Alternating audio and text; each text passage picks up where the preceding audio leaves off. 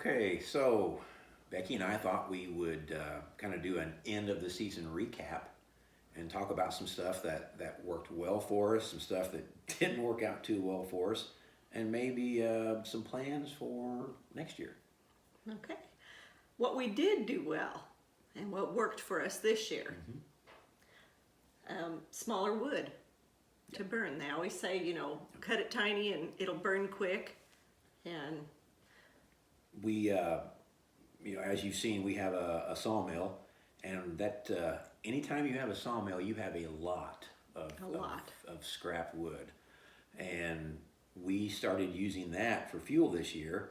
Of course, it's pretty small. When you section out a log, you're left with some slab wood that's not real big. So we had it, and thought, well, we'll burn it. That evaporator doesn't care what caliber of wood it is.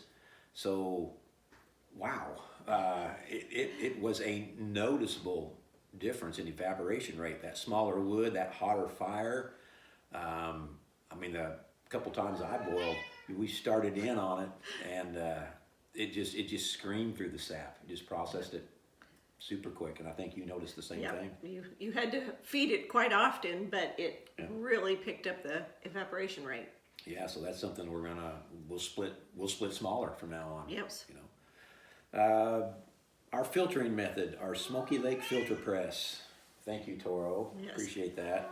Helping us out. We switched from gravity filtering through our cone filters to a pressurized hand pump filter press this year, and it made a huge difference. Huge difference. Yeah, it's much easier. You could get through 5 gallons of syrup. 5 gallons of syrup with no problem at all. Whereas if you're cone filtering, it's constantly being plugged up, and then you may end up coming out with still having sediment in your syrup, and that's just frustrating to get all the way through that and bottle it, then pick up that bottle and have a cloudy syrup in there after you've put that much work into it. Right. This was really nice to just be able to run through it. So the Smoky Lake filter press is just wonderful.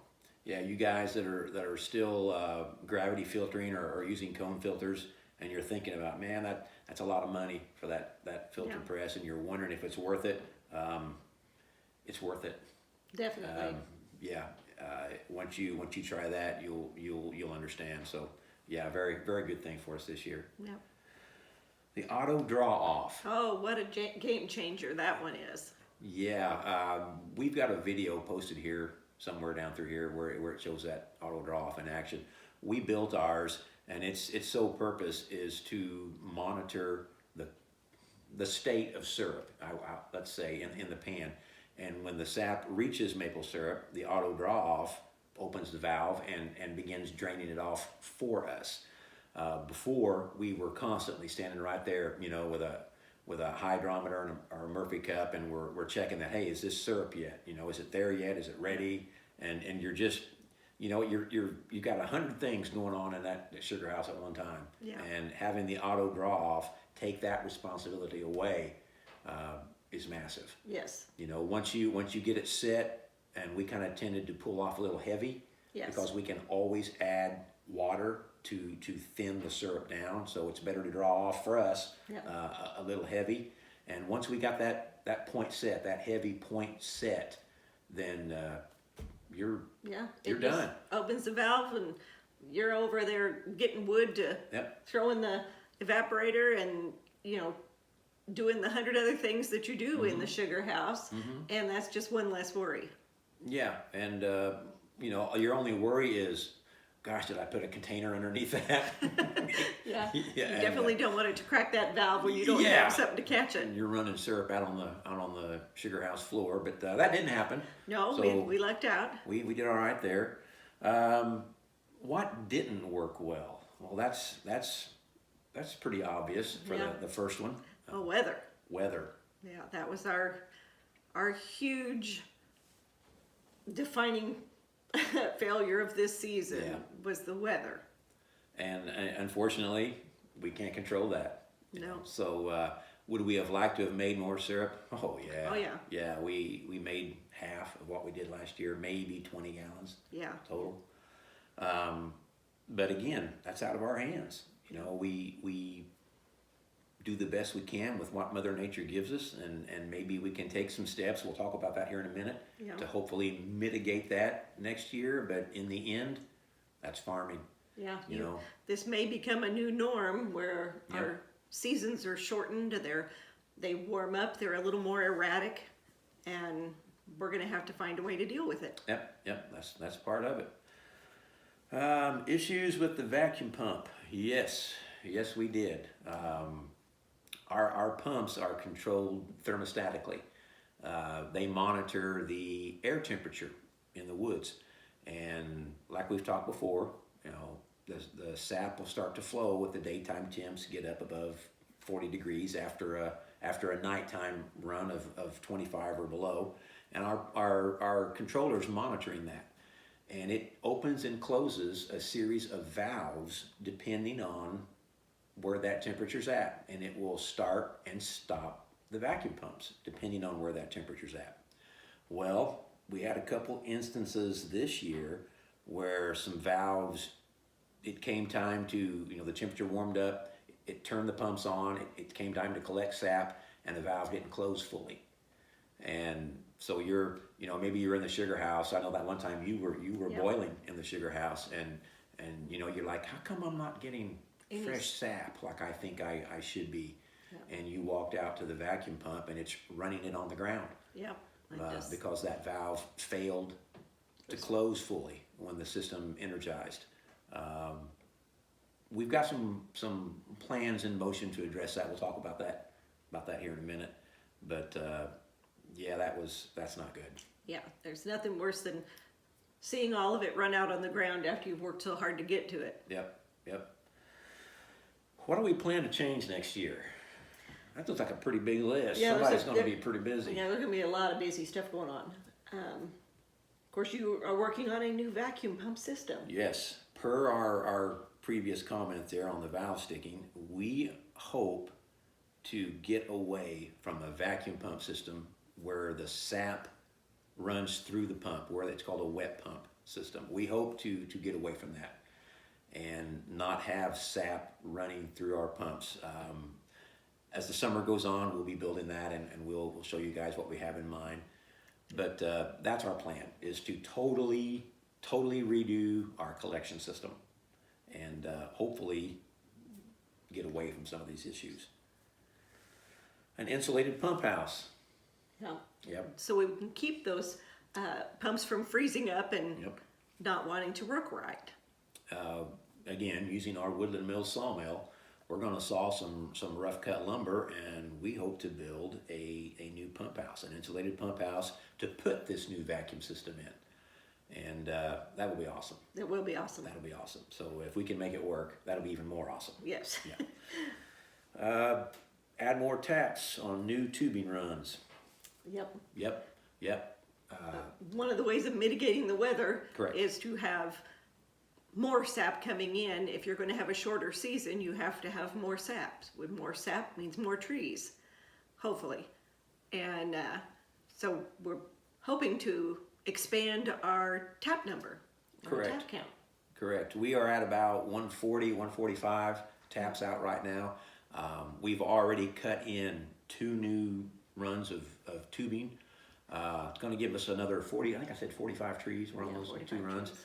So that's going to put us up 180, 185. Honestly, for me, when I get to that number, I'm like, can you not find 15 more trees and just make it an even 200? Yeah. You know? Just round it off, make it Yeah, even. so we may add a few more trees. We have more trees to tap. So hopefully that will come to fruition. And then trade out the tubing that's getting old. Correct. And that kind of goes down with, we are hopefully going to transition from our 3/16 inside diameter tubing to a 5/16 inside diameter tubing. This new vacuum system that we hope to get up and running this year will do better on a larger tubing. That sounds simple, but every fitting that we have, every tool that we have to install those fittings is based on 3/16 ID tubing. So this means that not only do we buy all new tubing, we buy all new fittings, we buy all new tooling Yeah. to work on these fittings. Hopefully, the improvement in sap volume Yeah. will make it worthwhile. That's our hope. Switch to spiles with no check valves. Yeah, I'm still kind of on the fence about that one. I like the idea of the check valve in the spile. Once again, the spile is what most people call the tap. It's what you drive into the tree, and the tubing hooks to it. We use I think it's from Leader. Yeah, we use Leader check valve spiles. It has a little ball that lets sap run out of the tree, but not run back in the tree. Tap hole sanitation is huge. That's what got us this year, and that's what ended our season this year.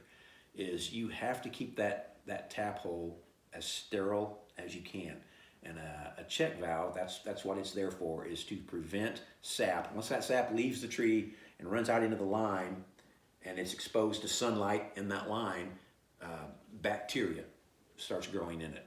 So you don't want the tree to pull that back up into the tree, which it can do. If the temperature falls that night, sap will go right back up the lines and back into the tree. And now it's contaminated sap, and the tree has drawn it back in. All of that microbial activity generates the tree's immune response, and it starts healing up the tap hole. So we use, or have been using, check valve spiles to keep that from happening.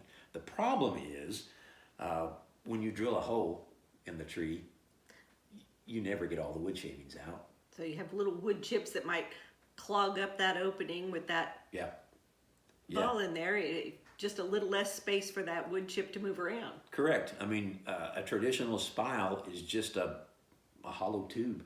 And now with the check valve spiles, you've added a moving part in that spile. And anytime you have a moving part, something can go wrong with it. So yeah, I'm thinking, I don't know, we talked about it. I'm thinking we may transition back to the no check valve spile and see how that works out for us. We'll see.